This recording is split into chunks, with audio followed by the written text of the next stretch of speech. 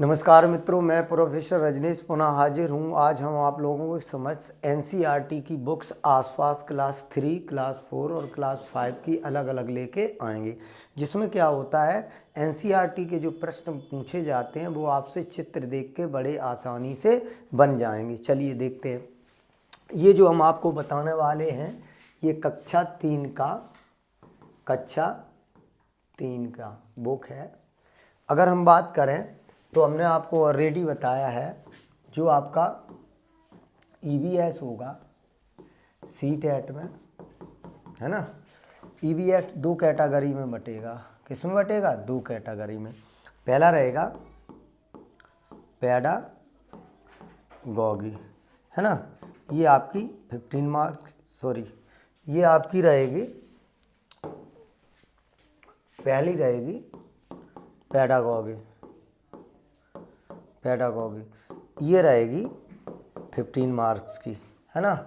और दूसरी रहेगी आपकी थ्योरी से प्रश्न पूछे जाएंगे, जिसमें ये आपका रहेगा 13 मार्क्स का, और 2 मार्क्स का रहेगा आपका मैथ से क्वेश्चन आएगा। कहाँ से आएगा? मैथ से।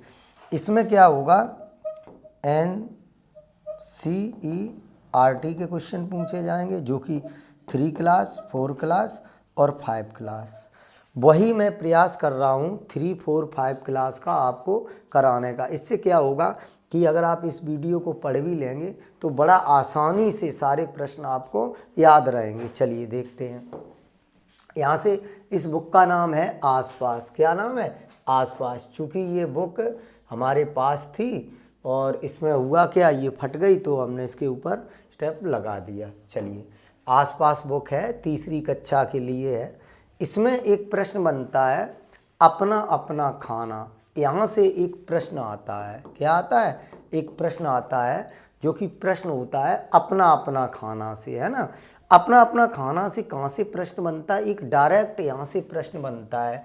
पेज नंबर बेटा 70 निकालो, और पेज नंबर 37 पे ये प्रश्न दिया गया। देखो इस बुक में पेज नंबर, इसे रोको। इसमें क्या है बेटा, ये 70 पेज पर और 37 पेज पे जो बुक्स है हमारी, उसमें इसके आंसर कुछ दिए गए हैं। फिर भी हम देखते हैं। इसमें कह रहा है, मैं हांगकांग में रहती हूँ, मुझे और मेरी माँ को सांप खाना बहुत पसंद है। क्या कहती है?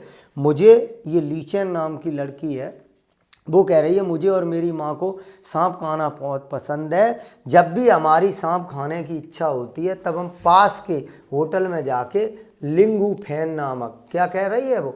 लिंगू। तो आपका सीटेट से एक प्रश्न यहाँ से बनेगा, सीटेट से प्रश्न बनेगा कि लिंगू फैन कहाँ के लोग खाते हैं। तो आपको क्या ध्यान रखना, लिंगू फैन हांगकांग के लोग खाते हैं। तो स्टोरी के टाइम में क्या याद रखेंगे आपको? लीचेन। ऐसे भैया आपको याद रहेगा प्रश्न बहुत अच्छे से।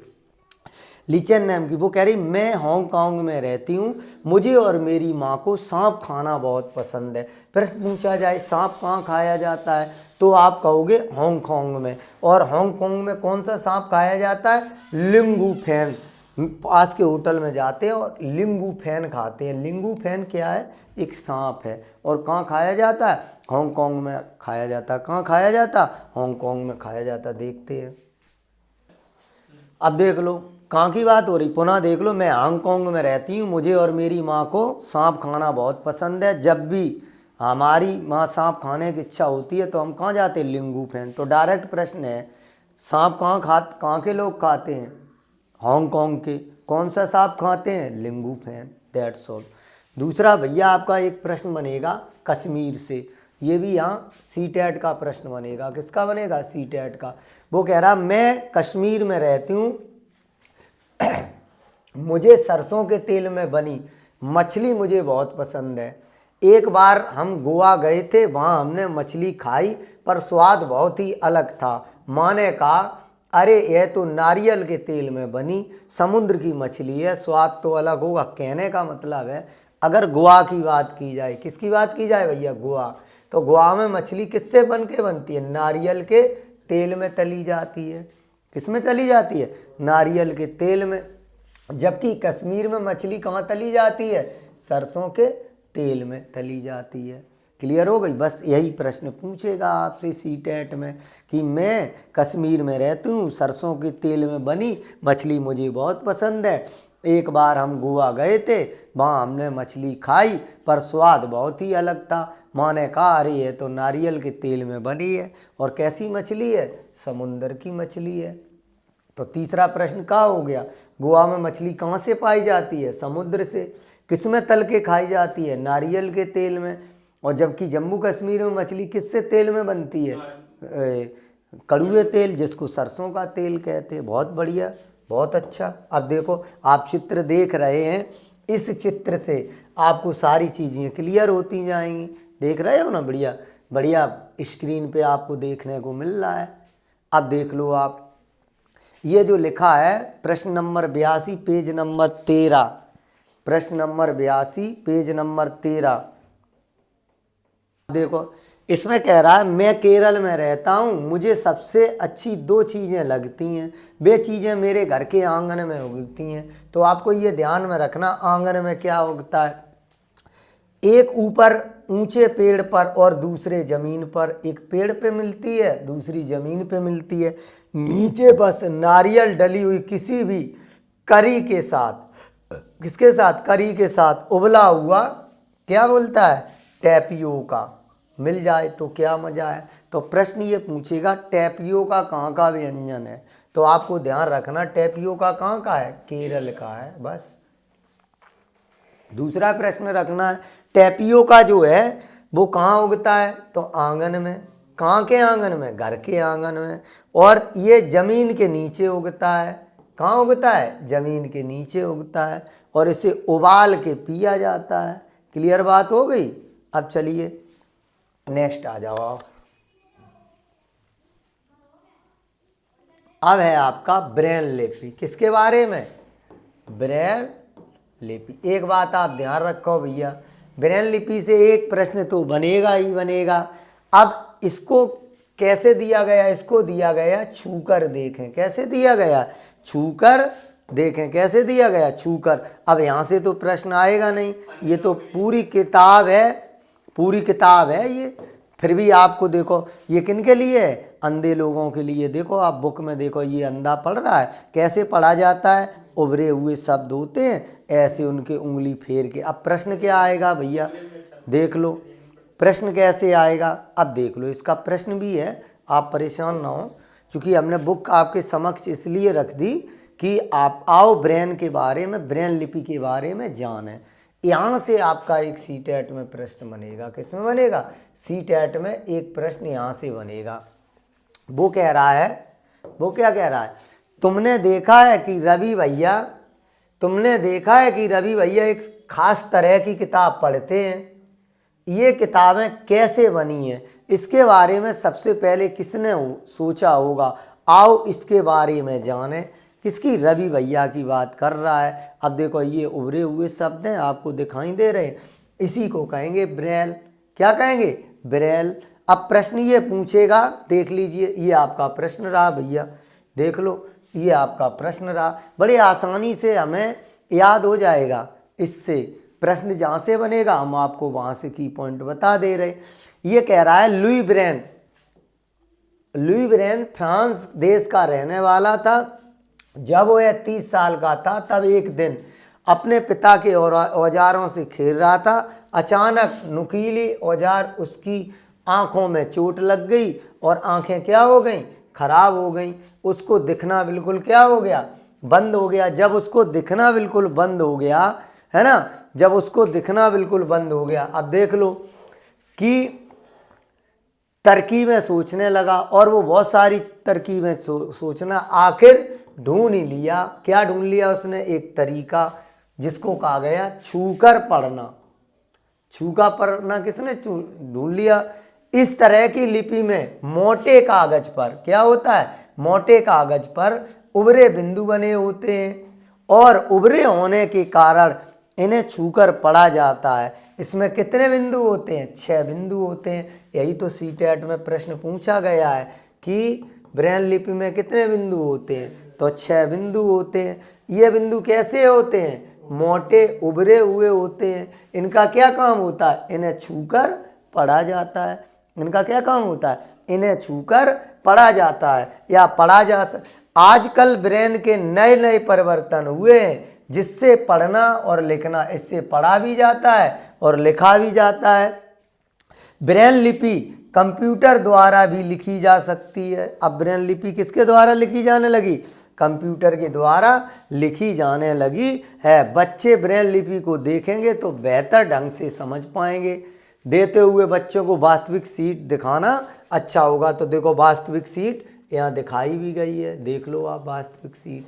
चलिए पुनः देख लेते हैं, देखो देख लीजिए, वास्तविक सीट है। इस प्रकार की वास्तविक सीट होती है जिसको हम ब्रेन कहा जाता है। और देखो, और ब्रेन लिपि की शुरुआत किसने की थी? लुई ब्रेन ने की थी। प्रश्न तो यही तो सीटेट में बनाया है, किसने की? लुई ब्रेन ने। ये किस देश का रहने वाला था?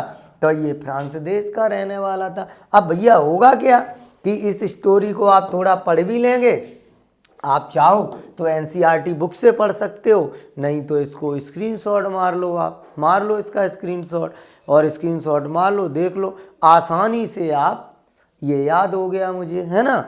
अब देखते हैं। अब देखो, ऐसे भी होते हैं घर। एक प्रश्न यहाँ से बनता है, एक प्रश्न कहाँ से बनता है? ऐसे भी होते हैं घर। ये है हमारा कोई एक टॉपिक है, क्या है हमारा? एक टॉपिक है, ऐसे भी होते हैं घर। अब देख लो इसमें, मेरा नाम नसीम है, मैं श्रीनगर में रहता हूँ। कल हमारे स्कूल में बहुत चहल पहल है, यह पूरे 7 दिनों तक चलेगी। जानते हो क्यों? हमारे स्कूल में कैंप जो लगा है, कैंप में कई जगहों पर बच्चे आए हैं। मैदान में टेंट लगाकर सबके रहने का इंतजाम किया गया है। तो वही बात है। अब देख लो, जैसे ये देखो टेंट लगाया गया है, कहाँ पे लगाया गया है भैया? टेंट कहाँ पे लगाया गया? श्रीनगर में। कहाँ पे लगाया गया है? टेंट लगाया गया है श्रीनगर में। दिख रहा है ये? अच्छा, इतना श्रीनगर में टेंट। ये एनसीईआरटी की बुक है क्लास 3 की। देखो, अब आपको ये इमेज दिमाग में बनी रहेगी। टेंट कहाँ लगाए गए थे? श्रीनगर में। अब देख लो, हमने स्कूल को खूब सजाया। कुछ बच्चों ने कपड़ों के कतरनों से, कपड़ों की जो कतरने हैं उससे झालर बनाई है तथा उन्हें दरवाजे पर लगाया है। कुछ ने बादाम के छिलकों के पोस्टर बनाए हैं। ये भी प्रश्न रिपीट हुआ है। छिलके पोस्टर किसके? तो बादाम के। कहीं तो सूखे पत्तों और लकड़ी के बुरादे से रंगोली बनाई गई है। यहीं से प्रश्न बनेगा, रंगोली किससे बनाई गई है? बुरादे से और लकड़ी के सूखे पत्तों से बनाई गई है। अब देख लो आप, अब देख लो, मकानों की विविधता के कुछ लिए। अब देखो, मकानों की विविधता दिखाने के कुछ जगह, जैसे श्रीनगर है आपका, असम है, राजस्थान है, दिल्ली है, मनाली है, इन जगहों पर ऐसे प्रयोग किए गए हैं घर बनाने के। अब देख लो आप, अब देख लो, अब इसमें देखो कैंप का पहला दिन है, हम सब कैंप में खुश। हालांकि यहाँ से आपका प्रश्न नहीं बनेगा, बस कैंप के बारे में जानना है। जब कैंप जान लिया, अब देखो आप, प्रश्न आपका यहाँ से बनेगा सीटेट का। देखो किसका बन रहा है?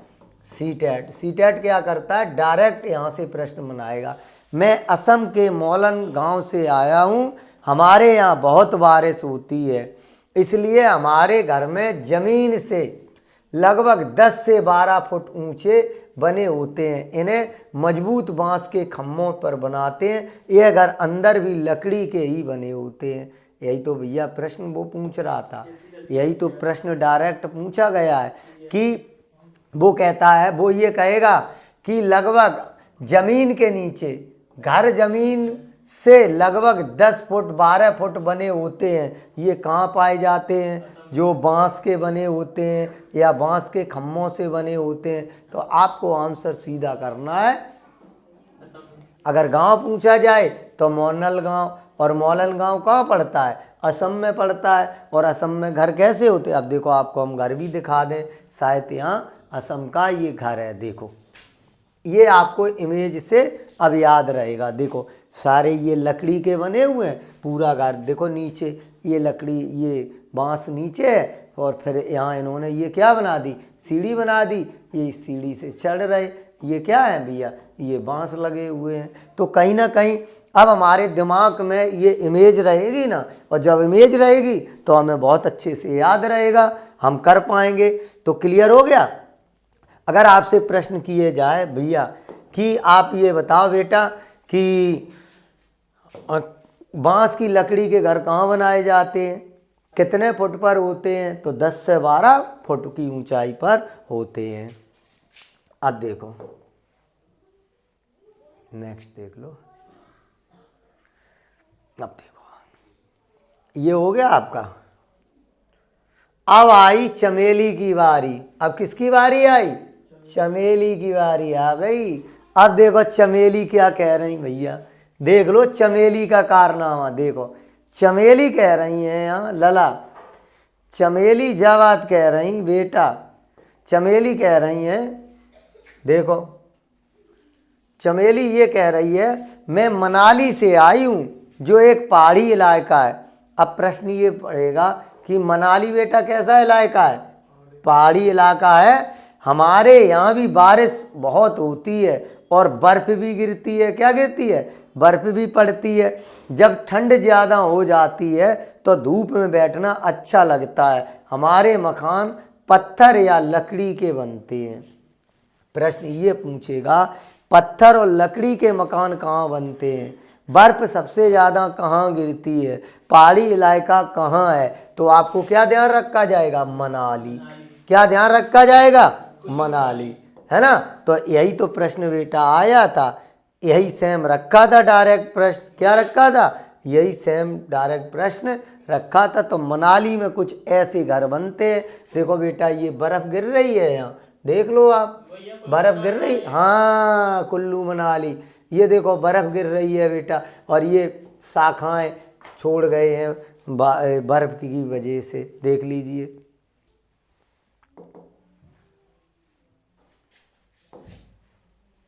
अब देख लो आप, बहुमंजिली मकानों पर कैसे चढ़ते हैं। अगर बहुमंजिली मकानों की बात की जाए तो कहाँ का, ये अभी तक आया नहीं सीटेट में। तो बहुमंजिला मकानों की बात की जाए इसमें तो आपका भारत की राजधानी दिल्ली होगा। अभी तक यहाँ से प्रश्न नहीं बनाया। अब देख लो ये आया है, ये प्रश्न आया है बेटा। अब आपको इसको बहुत अच्छे से स्क्रीनशॉट ले लो और इसको इमेज बना लो। आप देखो मैं राजस्थान के एक गांव से आया हूं। हमारे यहाँ बारिश बहुत कम होती है और खूब गर्मी पड़ती है। क्या होता?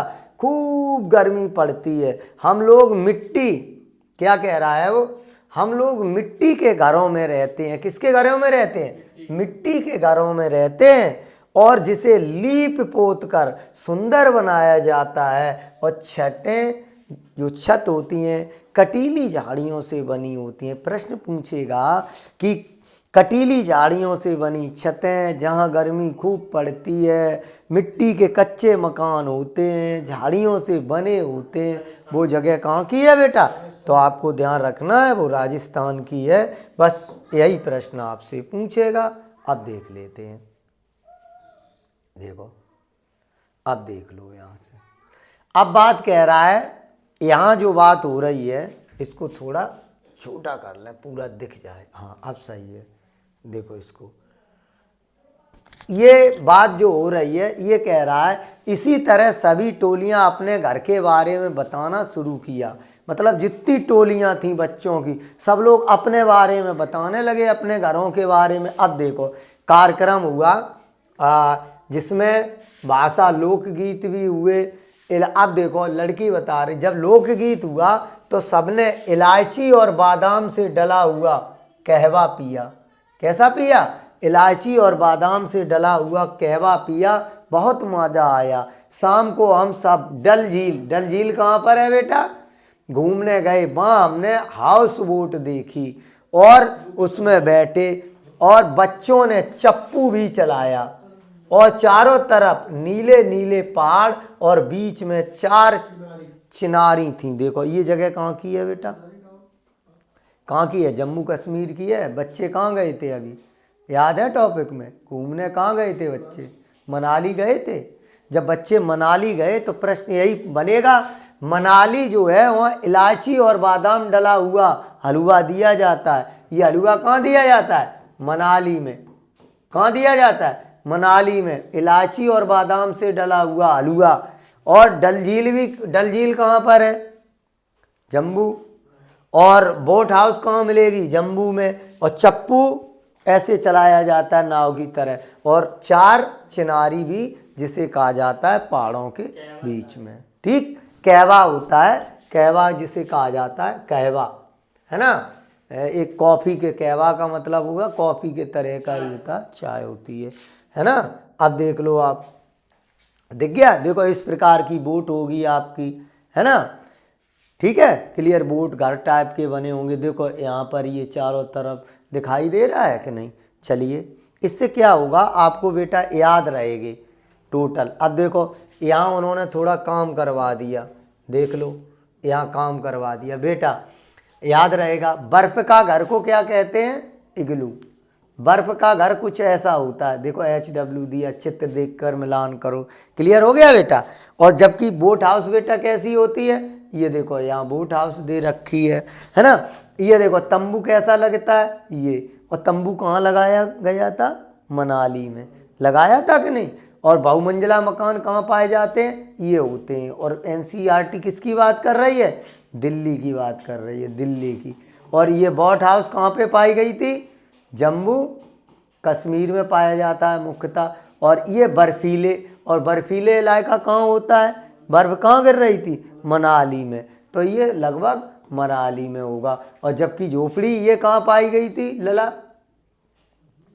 झोपड़ी, ये बेटा झोपड़ी कहाँ पाई गई थी? राजस्थान में, ठीक। झोपड़ी राजस्थान था, कच्चे मकान बने हुए, छत कच्ची होती है, ठीक है, और उससे हाँ मिट्टी से।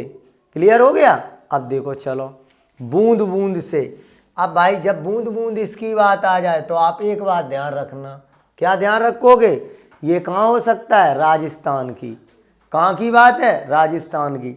तो राजस्थान से एक प्रश्न बनेगा आपका। क्या बनेगा? एक तो वो बनेगा यहाँ मट्टी के घर पाए जाते हैं, छतें ककरीली होती हैं, है ना। अब देखो एक प्रश्न और बेटा बनेगा यहाँ से, देख लो राजस्थान का कल्चर देख लो आप। ये NCERT है, बहुत अच्छे से देख लो आप, इससे याद रहेगा हमें। हम भी चाहते तो और कोचिंग की तरह हम आपको पढ़ा देते, डायरेक्ट जल्दी जल्दी करा देते, है ना। तो जल्दी नहीं करो, आप चीज़ों को देखते हुए चलो, इमेज बना लो, 2 बार पढ़ लोगे भूलोगे नहीं। फिर पेपर में समस्या पता लगा हमने पढ़ लिया और हम वहाँ जाके भूल गए, ऐसा नहीं करना है। अब देखो यहाँ क्या होता था, बस प्रश्न ये बनेगा राजस्थान में टांका विधि क्या है, वो ये पूछेगा टांका विधि क्या है ना। प्रश्न ये पूछेगा टांका विधि क्या है। अब देखो लला, ये कोई छत है, छत पे एक नाली लगा दी और पानी कहाँ पर? यहाँ। पूरा पानी कहाँ आ रहा है? पूरा ढक्कन लगा दिया, यहाँ से हम पानी, इसको आंगन के नीचे टांका बनाया जाता है, एक कुआं टाइप का खोद दिया जाता। देखो इसमें दिया भी है, पढ़ लो जरा। गांव में खुशी की लहर तब उठती है जब कभी रेल से पानी आता है। माधव के पिता ऊंट गाड़ी से पानी लाने जाते हैं, पर ऐसा मौका अक्सर नहीं आता है। लोग पानी का इंतजार करते हैं। कुछ लोग बारिश में पानी को इकट्ठा कर लेते हैं, कुछ लोग बारिश में पानी को इकट्ठा करते हैं। यह खास तरह से किया जाता है टांका बनाकर। क्या बनाकर? टांका बनाकर। टांका क्या होता और ये कैसे बनते? आंगन में गड्ढा बनाकर पक्का करके टांका बनाते हैं। टांके को ढक्कन से बंद रखते हैं। टांके वही मैं आपको अभी बता रहा हूँ, ये देख लो, पुनः देख लो, है ना। ये छत का जितना पानी होगा, छत का पानी यहाँ आएगा, यहाँ से ये तो देखो दरवाज़ा है, यहाँ से पानी आके यहाँ पानी हो जाएगा इसमें। ये देखो ये पूरा बना है, आंगन में हमने बना रखा है, और यहीं से क्या होगा? पानी निकाल लिया जाएगा। बरसात का जितना पानी है वो सब यहाँ कलेक्ट कर लिया जाएगा। तो टांका का क्या काम है? कहाँ टांका बनाया जाता है? आंगन में बनाया जाता है। कहाँ बनाया जाता है? आंगन में। किसके लिए बनाया जाता है? पानी को एकत्रित करने के लिए, बरसात के पानी को एकत्रित। चाहो तो देख लो, स्क्रीनशॉट देख लो, आप मार लो, है ना। यही प्रश्न आता है। अब देखो, देख लीजिए, देखो, देख लो, ये इस प्रकार का देख लो। इसमें एक चम्मच में कितनी बूंदें हैं, एक कटोरी में कितनी चम्मच हैं। ये बच्चों के किसके लिए है? बच्चों के विकास के लिए है, वो चीज़ों को सीख सकें। देखो उन्होंने ये भी यहाँ बना दिया है ना। इससे क्या होगा, जब बच्चों को पढ़ाते हैं तो अच्छी तरीके से वो सीखते हैं। चलिए अब देखिए, तो क्लास 3 की बुक हो जाती है हमारी समाप्त, है ना। कक्षा 3 NCERT, इसका नाम क्या है? आस पास ख़त्म हो जाती है। आपको अगर किसी को भी 100% सफलता पानी है ना, कि ऐसा लग रहा है मुझे सीटेट पास करना ही है, क्या करना है? सीटेट पास करना ही है, तो आप इस नंबर पे आ जाइए 70 555 03509, है ना। इस पे आप आ जाइए और आपको नोट्स, जो हमारे नोट्स होंगे उसकी PDF नहीं मिलेगी। क्या नहीं मिलेगी? PDF नहीं मिलेगी, नहीं मिलेगी, बल्कि आपको नोट्स मिलेंगे। क्या मिलेंगे? नोट्स मिलेंगे भैया, है ना, नोट्स मिलेंगे। और ये भी पे आपको करना पड़ेगा तब मिलेंगे, अन्यथा नहीं मिलेंगे। ये चीज़ ध्यान रखिए, कोई PDF मैं प्रोवाइड नहीं कराऊंगा नोट्सों की। नोट्स जितने भी मिलेंगे आपको ऑफलाइन मिलेंगे, है ना, या आपको और भी सुविधाएं आपके यहाँ पहुँचा दिए जाएंगे। ऑफलाइन ही मिलेंगे, ऑनलाइन कोई नोट्स नहीं मिलेगा। चलिए आज के लिए इतना, थैंक यू।